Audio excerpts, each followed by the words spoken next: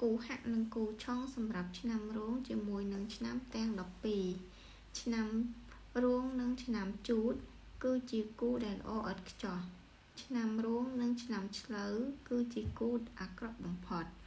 ឆ្នាំរោងនិងឆ្នាំខាលគឺជាគូបំពេញឲ្យគ្នាឆ្នាំរោងនិងឆ្នាំថោះគឺជាគូមធ្យមឆ្នាំរោងនិងឆ្នាំរោងគឺជាគូដែលសហការគ្នាបានល្អ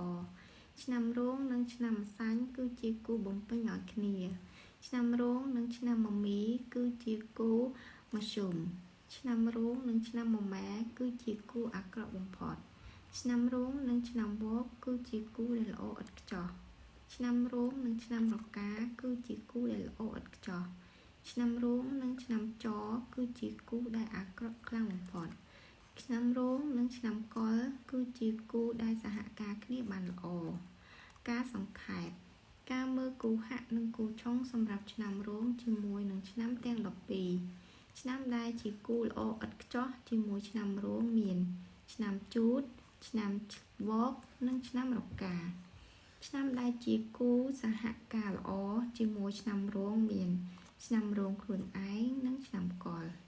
ឆ្នាំដែលជាគូមធ្យមជាមួយនឹងឆ្នាំរោងមានឆ្នាំថោះនិងឆ្នាំមមី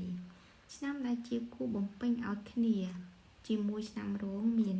ឆ្នាំខាលនិងឆ្នាំម្សាញ់ឆ្នាំដែលជាគូអាក្រក់បំផុតជាមួយឆ្នាំរោងគឺឆ្នាំឆ្លូវឆ្នាំមម៉ែនិងឆ្នាំច